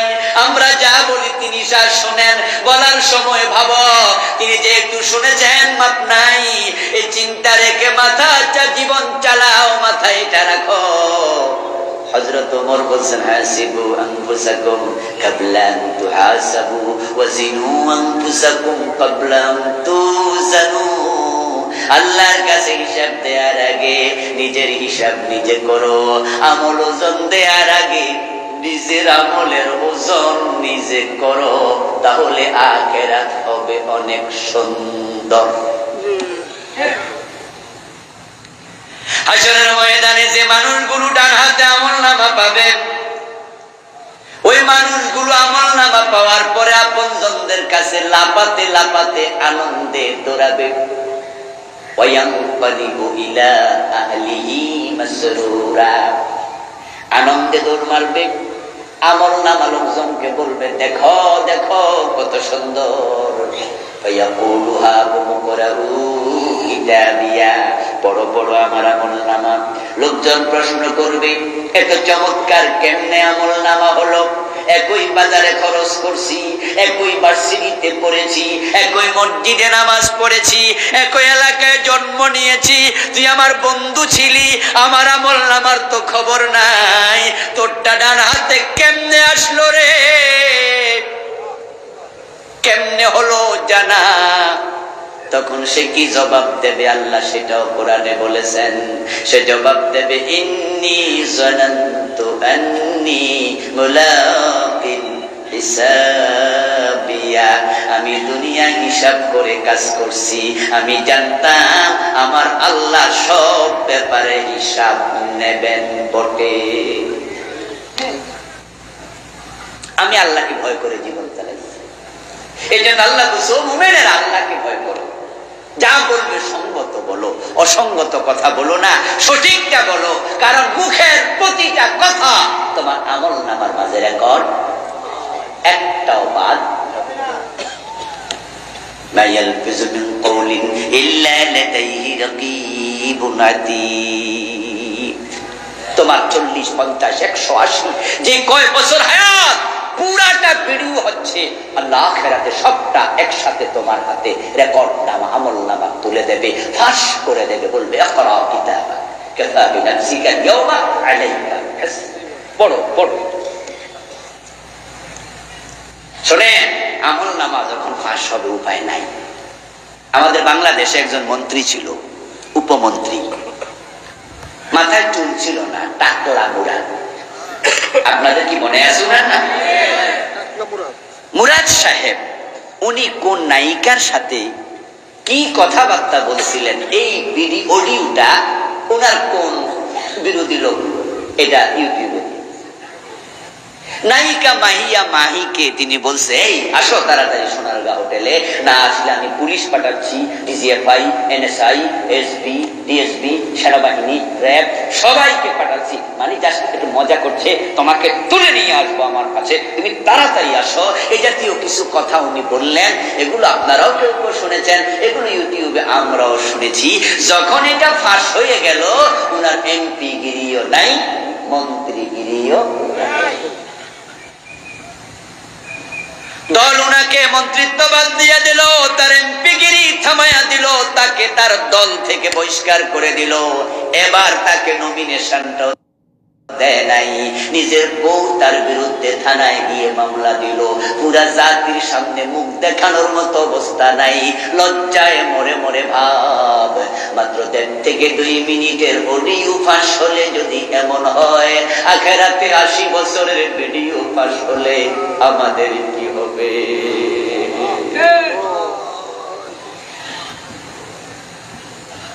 আমাদের কি হবে? এই জন্য আল্লাহ বলছে, মুত্তাকি হও, মুত্তাকি হও, মুত্তাকি হও। রাসূলুল্লাহ সাল্লাল্লাহু আলাইহি ওয়াসাল্লাম মুত্তাকি হওয়ার জন্য হাদিসে অসংখ্য জায়গায় বিভিন্ন ভাবে বলেছেন। আর যে ব্যক্তি আল্লাহকে ভয় করে, আল্লাহ তাকে এত ভালোবাসে। তিনি কোরআনে বলেছেন, ইন্না আকরামাকুম ইনদাল্লাহি আতকাকুম, তোমাদের মাঝে যার তাকওয়া যত বেশি, আল্লাহর কাছে তার সম্মান তত বেশি। আপনার আমার স্টেজ নির্ধারিত হবে তাকওয়ার ভিত্তিতে। যার তাকওয়ার মান যত উপরে, তার সম্মান বেশি। হতে পারে আপনার বাড়ির ড্রাইভার, হতে পারে রিকশাওয়ালা, হতে পারে আপনার অফিসের পিয়ন, আপনার বাসার দারোয়ান, তার সাথে আল্লাহর সম্পর্ক ভালো, সে আল্লাহকে ভয় করে পাপাচার করে না। আপনি লাখ টাকা বেতন পান, আপনাকে সে দেখলে দাঁড়িয়ে সালাম দেয়, আপনার চা আগায়া দেয়, কিন্তু হতে পারে তার অবস্থান আল্লাহর কাছে আপনার চেয়ে অনেক উপরে।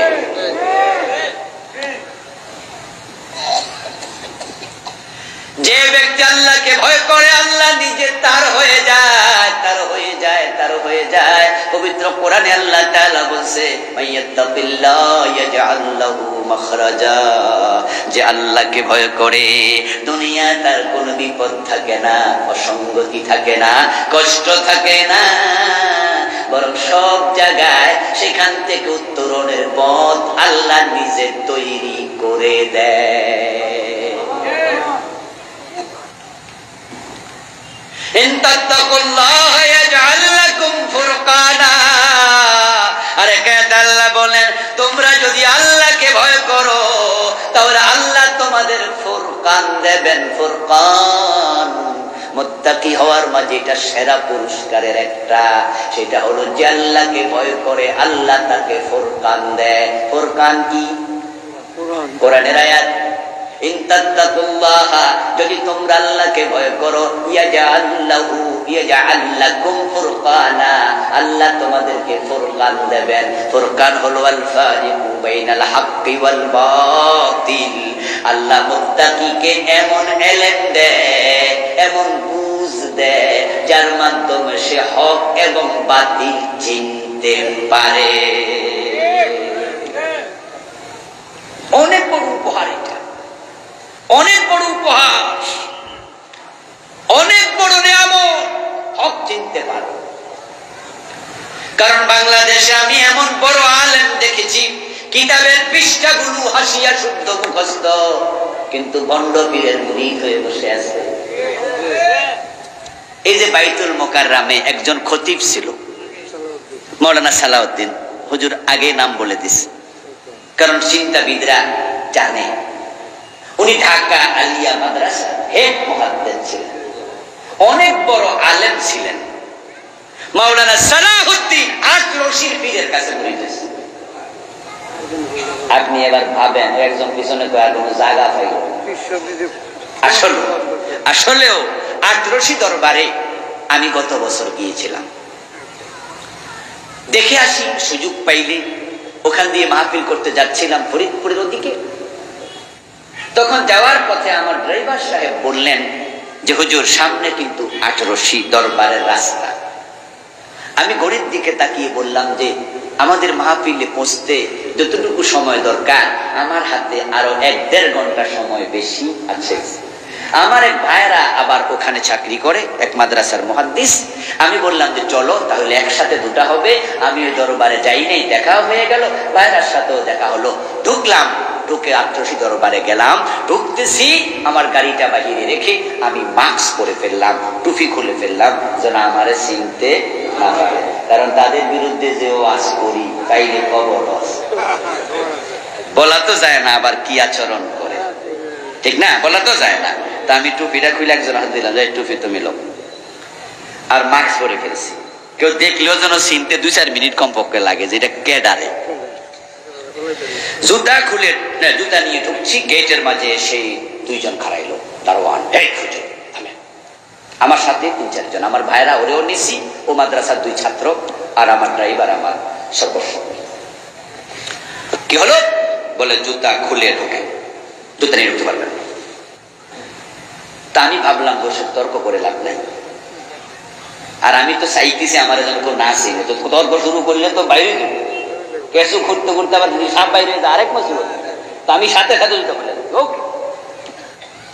জুতা খুলে ভিতরে ঢুকলাম, মাগরিবের নামাজ পড়লাম ওখানে। মাগরিবের নামাজ আমরা নিজেরা পড়ছি, যাক আল্লাহ সারাইছে, ওদের পিছনে পড়া লাগে নাই, কারণ আমি ঢুকে দেখি জামাত শেষ। মনে মনে ভাবলাম আল্লাহ জান বাঁচাইছে, কারণ নামাজ হয় কিনা তাও তো সন্দেহ ওদের পিছনে, যে আকীদা ওরা লালন করে। মাগরিবে সালাম ফিরালো, সালাম ফিরিয়ে দেখি সবাই এদিকে ফিরে বসলো, পূর্ব দিকে ফিরে। পশ্চিম দিকে নামাজ কইরা তারা ঘুরাই দিকে বসছে, বসে তারা দোয়া কি জানি পড়তেছে, পড়তে পড়তে এরপরে মোনাজাত শুরু করছে। তো হলো আমরা নিজেরা জামাতে নামাজ পড়লাম, পরে আমি ওখানকার যারা আমার ভাইয়েরা এবং আমার ওই 2-3 ছাত্র ওখানে, ওদের জিজ্ঞাসা করলাম ওই দিকে ফিরলো সবাই, বলতেছে কারণ পীর সাহেব হুজুরের মাজারটা ওই দিকে, তাই উনাকে ফিট দিয়ে তারা দোয়া করে না, উনার দিকে বুক দিছে। আচ্ছা, ওনাদের সম্মান করছে, করুক গা, এটা শরীর কোনো অসুবিধা আছে মনে করি না। হয়তো বাড়াবাড়ি এ সম্মান দরকার ছিল, তো বাড়াবাড়ি সম্মান দিছে, কিন্তু এতেই গুনাহ হয়ে গেছে। কিন্তু আমার একটু বিরক্ত লাগছে, এমন দরকার। আচ্ছা হলো, এবার নামাজ শেষ করে ঘুরতে বাইরলাম, তা আমার নিল ওনার মাজারে, যে পীর মরে গেছে, উনার কবরে গিয়ে দেখি 2 জন সেজদায় পড়ে আছে, একবার উপরে। আমি তখন ওই 2 ছাত্র যারা ওই মাদ্রাসায় পড়ে ওদেরকে বললাম, কিরে ভাই এই কি হচ্ছে এসব? ওই 2 জন যাইয়া ও বেটা 2 জন কলারা সাইপা ধরছে, কলারা সাইপা ধরে টান দিয়া তুলে বলতেছে, এই মিয়া এখানে কোনায় লেখা আছে না মাজারে সেজদা দেয়া নিষেধ, সেজদা দাও। আমি ফোলাপানরে বললাম, ভাই রে, আমি যখন জুতা পায়ে দিয়ে ঢুকতেছিলাম তখন সেখানে দারোয়ান খাড়া করাইয়া রাখছো, যেন কেউ জুতা নিয়ে ঢুকতে না পারে। কোনায় লেখা দিলেও তো পারতা জুতা নিয়ে ঢুকিবেন না, দায়িত্ব তো শেষ হইতো দারোয়ানকে। জুতা নিয়ে আমরা কাবা শরীফের এলাকায় হাঁটি, মসজিদে ঢোকার সময় জুতা হাতে নেই, আর তোমাদের পীরের পুরা এলাকা জুতা নিয়ে হাঁটা পর্যন্ত নিষেধ। এটা কি কাবার সে পবিত্র হয়ে গেল নাকি? এরপরও তোমরা দারোয়ান রাখলা যেন কেউ জুতা পায়ে দিয়ে ঢুকতে না পারে। ঠিক এখানে কোনায় লিখে দিলা মাজারে সেজদা দেয়া যাবে না, যারা অবুঝ সেজদা দেয় তাদেরকে তা থেকে বিরত রাখার জন্য এখানেও 1-2 জন দারোয়ান দরকার আছে না? কত চালাক, ওখানে রাখছে এখানে এলাকা। এর মানে ভক্তি করলে করুক। এরপরে ঘুরতে ঘুরতে যাইয়া দেখি এক জায়গাতে খাট চেয়ার। কিরে এখানে খাট চেয়ার ঘুমাই কাটা? কয় না, আমাদের পীর বাবা এই খাটে ঘুমাইতো, এটা এখন আমরা রেখে দিছি। পরক্ষণে শুনলাম মুরিদরা ওই খাটে যাইয়া সিজদা দেয়, চোবা খায়। যেই দরবারে খাট পূজা হয়, চেয়ার পূজা হয়, যেখানে আমার 2 চোখ সাক্ষী সিজদা দিচ্ছে, ওখানে সালাউদ্দিনের মতো এত বড় আলেম বাইতুল মুকাররমের খতিব, উনি মুরিদ হয়। ঘটনা কি? ঘটনা হলো আলেম বড়, হুজুর বড়, মসজিদ বাইতুল মুকাররম বড়, কিন্তু হক না হক সেনার মতো নেয়ামত আল্লাহ সালাউদ্দিন শাহকে দেয় নাই। ও দোস্তরা, এই যে আপনাদের শোলাকিয়া একটা বড় ঈদগাহ আছে, আসেনি? ওই ঈদগাহের বর্তমান খতিব সামনের দিনে হইব কিনা জানি না, গত ঈদ পর্যন্ত ছিল ফরিদউদ্দিন মাসউদ। এই দেশের বড় আলেমদের মাঝে একজন। এই দেশে 10 জন এলেমওয়ালা যদি আপনি নাম বলেন, ফরিদউদ্দিন মাসউদের নামও বলতে হবে। এলেমের অভাব নাই, কিন্তু লোকটা শাহবাগের মোড়ে নাস্তিকদের সাথে হাত মিলাইয়া প্রমাণ করেছে এই লোকটাকে আল্লাহ হক না হক সেনার মতো নিয়ামত থেকে বঞ্চিত করেছে।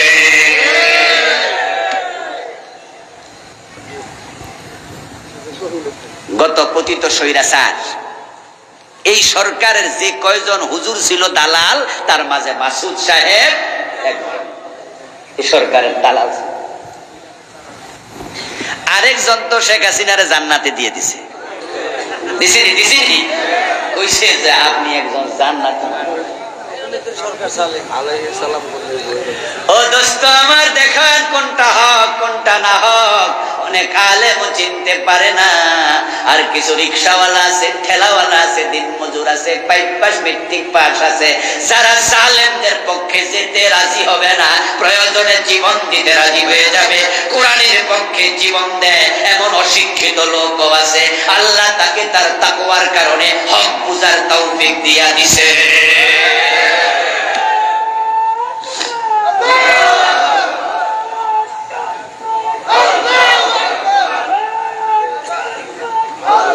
আমার প্রিয় ভাইয়েরা, যদি আপনি আল্লাহকে ভয় করেন, ইয়াজআল লাকুম ফুরকানা, তিনি আপনাকে হক বাতিল বুঝার মতো বুঝ দেবেন। বলুন তো, হক না হক বুঝার এলেম দরকার আছে না নাই? ওই বুঝ দরকার আছে না নাই? এই বুঝ যদি আল্লাহ তুলে নেয়, তাহলে আপনিও পথহারা হয়ে যেতে পারেন। কোরআনে একজন ব্যক্তির আলোচনা আল্লাহ তাআলা একটি আয়াত নাজিল করে বলেছে। তার নাম ছিল বালআম ইবনে বাউর। নবী মুসার সময়ের লোক ছিল, এত বড় আলেম আল্লাহওয়ালা ছিল, উনি দোয়া করার সাথে সাথে দোয়া কবুল হতো। এই বালআম ইবনে বাউর উনি শেষ জীবনে কাফের হয়ে মারা গেছে। وَاتْلُ عَلَيْهِمْ نَبَأَ الَّذِي آتَيْنَاهُ مِنْ آيَاتِنَا فَانسَلَخَ مِنْهَا فَأَتْبَعَهُ الشَّيْطَانُ فَكَانَ مِنَ الْغَاوِينَ। এই আয়াতে আল্লাহ বালআম ইবনে বাউরার কথা বলে, তাকে আমি অনেক নিদর্শন দিয়েছি, মুজিজা কারামত দিয়েছি, কিন্তু এক পর্যায়ে কানা মিনাল গাওয়িন, সে হেদায়েত থেকে বঞ্চিত হয়ে গেছে। এখন যে তাকওয়া দরকার, তাকওয়া কাকে বলে? তাকওয়া কি বড় জামা গায়ে দেয়া না? তাকওয়া কি সুন্দর টুপির নাম? তাকওয়া কি 7 হাত লম্বা পাগড়ির নাম? না না না। তাকওয়া শব্দের অর্থ হলো খোদাভীতি, অন্তরে আল্লাহর ভয়। তাকওয়া মানে হচ্ছে ন্যূনতম যেটা, তাকওয়ার 3টা ক্লাস, 3টা শ্রেণী আছে। 1 নাম্বার যেটা, ক্লাস 1 যেটা, স্টেজ নাম্বার 1, মাত্র প্রথম তবাকা, শিশু শ্রেণী, সেটা হচ্ছে তারকু মা হারামাল্লাহ ওয়া আদাউ মা ইফতারাদাল্লাহ।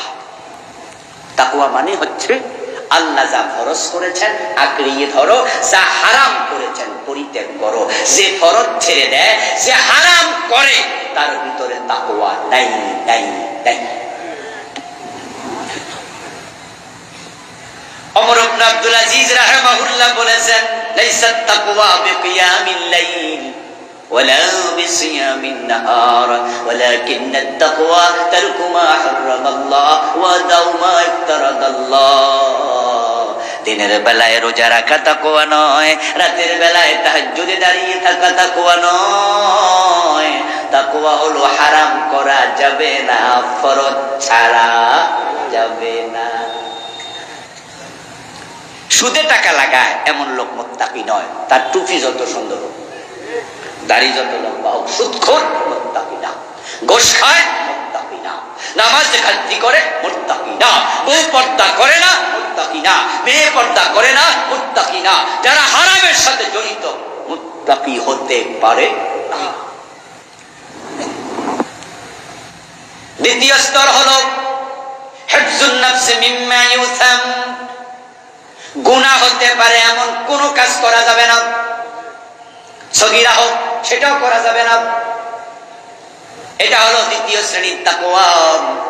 আর চূড়ান্ত তাকওয়া তারকু মা লা বাস বিহি হাদারান লিমা বিহি বাস। গুনাহ হতে পারে এমন কাজও করা যাবে না। বাংলাদেশের তাকওয়া তো হলো টুপি, দাড়ি, পাজামা, পাঞ্জাবি, তাসবির দানা যার হাতে আছে, পাবলিক ওই তো মুত্তাকি যাইতাছে। এবার বেড়া ইসলামী আন্দোলন না করলো বেড়া মুত্তাকি। আল্লাহর জমিনে আল্লাহর দ্বীন কায়েমের চেষ্টা করা ফরজ। সেই লোকেরাই কাজ করে না, যত বড় পীর হোক সে মুত্তাকি না, কারণ সে ফরজ তরকারি।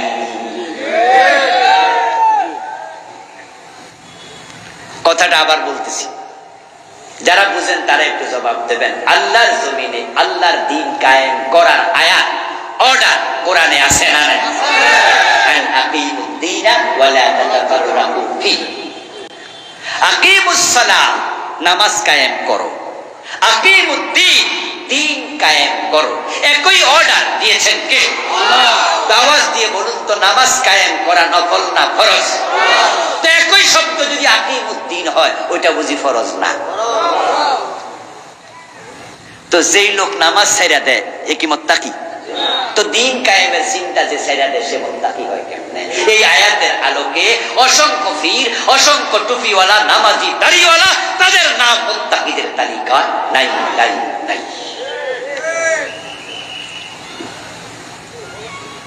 তাকওয়ার সংজ্ঞা হযরত আলী রাদিয়াল্লাহু তাআলা দিয়েছেন আরেকটি বড় চমৎকার। হযরত আলী বলেন, তাকওয়া আল খাউফু মিনাল জালিল ওয়াল আমালু বিত-তানজিল ওয়াল কানাআতু বিল কলিল ওয়াল ইসতিদাদু লিয়াউমির রাহিম। সুবহানাল্লাহ।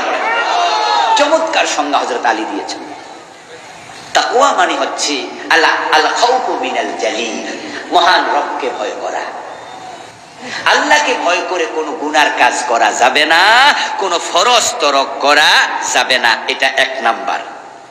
ওয়াল আমালু বিত-তানজিল, আলী বলেন তাকওয়া হলো এ কোরআন এখানে যা করতে বলেছে করো, যা ছাড়তে বলেছে ছাড়ো, কোরআন অনুযায়ী আমল করো। চোর ধরে হাত কাটো, এই কথাটা কোরআনে আছে না নাই? এ বিষয়ে আপনার ভূমিকা কি? আলী তো বলে কোরআনে যা আছে আমল করো। নবী মুহাম্মদ বলেছেন, আমার মেয়ে ফাতেমা চুরি করলে আমি তার হাতটাও কেটে দেব। অথচ নবীর উম্মত হাত কাটার ব্যাপারে কোনো চিন্তাই নাই, বরং যে হুজুর রাসূলের হাত কাটার ওয়াজ করে ওদেরকে উল্টা অমুক দলের সদস্য বলে টিটকারি দেয়। রাসূলুল্লাহ সাল্লাল্লাহু আলাইহি ওয়াসাল্লাম আমাদের শিখিয়েছেন, মদ পান করলে 80 বেত দিতে হবে। হযরত ওমর তো তার ছেলেকেও ছাড় দেন নাই। এখন 80 বেতের আইনের খবর কি? এ বিষয়ে আপনার ভূমিকা কি? এ কোরআনে তো আছে, আল্লাহ শিখাইছে, ওয়াজআলনি মিন লাদুনকা সুলতানান নাসীরা, আল্লাহ তুমি আমাকে রাষ্ট্র ক্ষমতা দাও। এখন রাষ্ট্র ক্ষমতার জন্য আপনি দোয়া করছেন কয়দিন? তো রাসূলকে আল্লাহ দোয়া শিখায়, রাসূল দোয়া করে। রাসূলকে আল্লাহ রাষ্ট্র ক্ষমতা দিয়ে প্রেসিডেন্টও বানাইছে। 10 বছর মদিনা রাসূল কোরআন দিয়ে চালাইছে। এখন আপনি জীবনও রাষ্ট্র ক্ষমতার জন্য দোয়া করেন নাই, বরং রাষ্ট্র ক্ষমতা যারা চায় ওদেরকে গদি চায় বলে টিটকারি দিয়েছেন। তো রাসূল নিজে তো আল্লাহর কাছে গদি চাইলেন, ওয়াজআলনি মিন লাদুনকা সুলতানা, আপনি আমাকে ক্ষমতা দেন, রাষ্ট্র ক্ষমতা।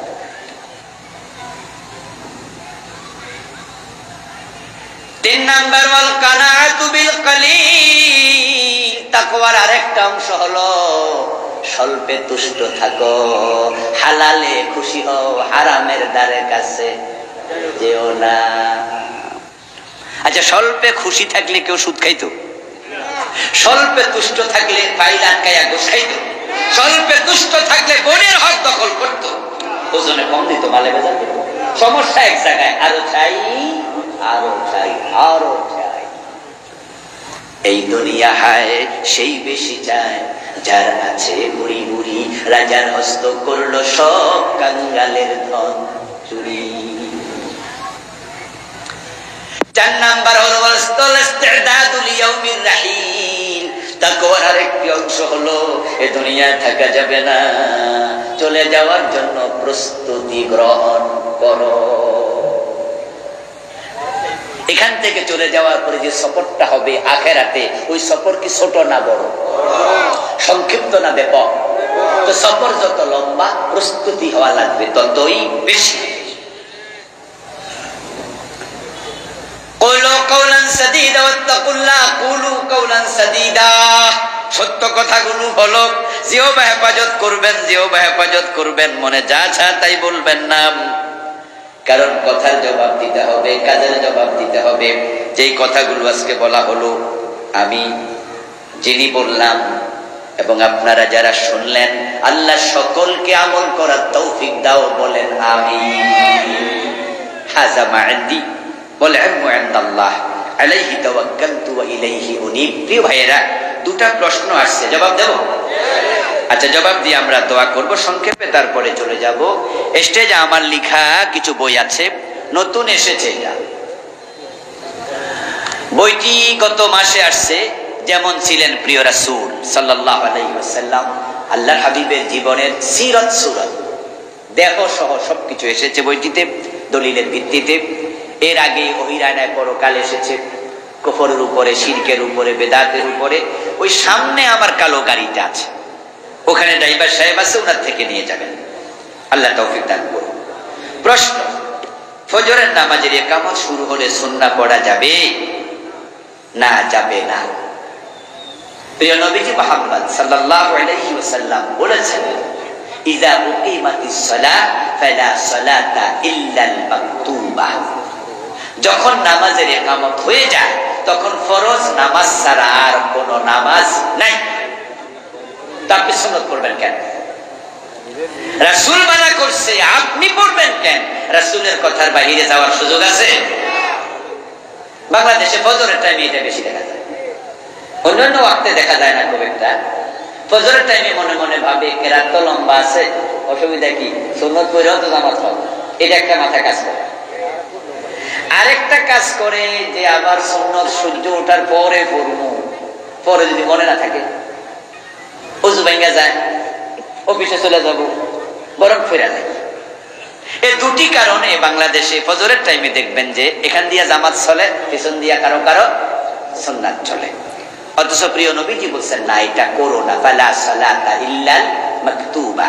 আচ্ছা, আপনি যদি সুন্নাহ পড়েন অথচ ফরজ চলে, তা আপনার কাছে গুরুত্ব কি ফরজের বেশি হলো না সুন্নাতের? অথচ গুরুত্ব কোনটার বেশি? আচ্ছা, কোন তুলনা হয়? তা আপনি বড়টা ছেড়ে ছোটটা করলেন কেন?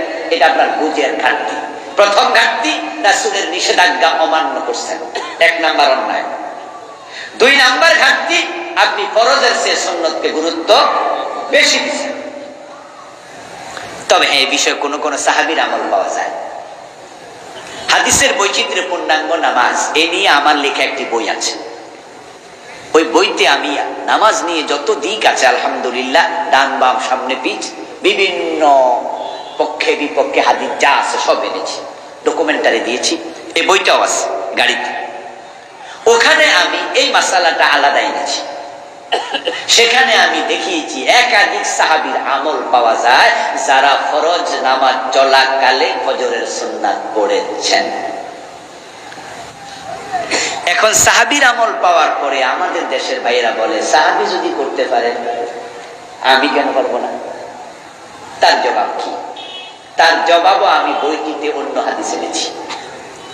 জবাব হলো, আল্লাহর হাবিব দেখলেন একজন সাহাবী, উনি ফজরের নামাজ পড়ার পরে উনি সুন্নাহ পড়ছেন 2 রাকাত, সালাম ফিরানোর পরে। প্রিয় নবীজি জিজ্ঞাসা করলেন, তুমি এখন আবার কিসের নামাজ পড়ছো? ওই সাহাবী জবাব দেন, আগের 2 রাকাত সুন্নাত পড়ি নাই, ওই 2 রাকাত পড়ছি। আল্লাহর হাবিব চুপ থাকলেন। এতে বোঝা যায় সব সাহাবী আমল করে নাই, কোন কোন সাহাবী করেছেন। একজন সাহাবীকে রাসূলুল্লাহ জামাত চলাকালে সুন্নাহ পড়তে দেখলেন। আল্লাহর হাবিব নামাজের সাথে সাথে ডাকলেন, এই এদিকে আসো। নামাজ শেষ করে ডেকে বললেন, তোমার কাছে কোনটার দাম বেশি, আমারটা না তোমারটা? ওই সাহাবীকে রাসূল বকা দিলেন, ধমক দিলেন, শাসালেন। এই শাসানোটাই প্রমাণ করে যে এই সাহাবীরা ফরজ নামাজ চলাকালে সুন্নাহ পড়েছেন হাদিস পাওয়া যায়, রাসূলুল্লাহর নিষেধাজ্ঞার হাদিসটা তাদের কাছে পৌঁছে নাই। এর পরের দলিল হলো, আচ্ছা, সাহাবী যদি এটা করে, রাসূল মানা করছে, আপনার কাছে কার কথার গুরুত্ব বেশি? তো আপনি রাসূলুল্লাহর কথার বাহিরে সাহাবীর আমলকে সামনে এনে উপস্থাপন করেন কোন কারণে? বরং আপনার তো বলার কথা ছিল যে আল্লাহর নবী সাহাবী করেছে, এটা উনার ব্যাপার, কিন্তু আমার রাসূল মানা করছে, এই কাজ আমি করি কেমনে? উনি যদি করে উনার জবাব উনি দেবে, কিন্তু আমি তো রাসূলের কথার বাইরে যেতে পারি না, ঠিক কি না?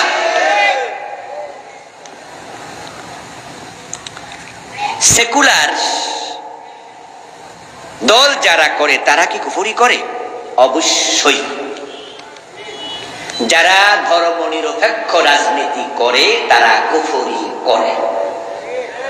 ধর্ম নিরপেক্ষতা সুস্পষ্ট কুফরি মতবাদ, কোনো সন্দেহ নাই। সেকুলারিজম, সেকুলারিজম, ধর্ম নিরপেক্ষতা, এটা একটা বিশ্বাসের নাম। ধর্ম নিরপেক্ষতার সংজ্ঞা পৃথিবীর বড় বড় ডিকশনারিতে আছে, অক্সফোর্ড ডিকশনারিতে আছে, ক্যামব্রিজ ডিকশনারিতে আছে। আমি আমার এই বইটাতে আমি ক্যামব্রিজ ডিকশনারি সংজ্ঞাটা এনেছি। They believe that religion should not be involved with any ordinary social and political activities of a country.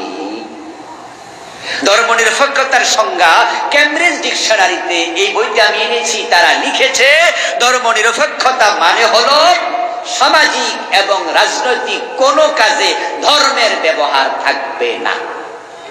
নাউজুবিল্লাহ বলবেন না? আচ্ছা, সামাজিক কাজে ধর্ম না থাকলে কুফরি ঢুকবে না? রাজনৈতিক জীবনে যদি ধর্ম না থাকে কুফরি ঢুকবে না? আমার রাসূল কি রাজনীতি করেন নাই? ধর্ম দিয়া না ধর্মের বাড়ি? সামাজিক জীবনে বিবাহ শাদী, লেনদেন, ব্যবসা বাণিজ্য, এগুলো তো ইসলাম দরকার আছে না? আর ওরা বলতেছে সেকুলারিজম ইজ বিলিভ, এটা একটা বিশ্বাস।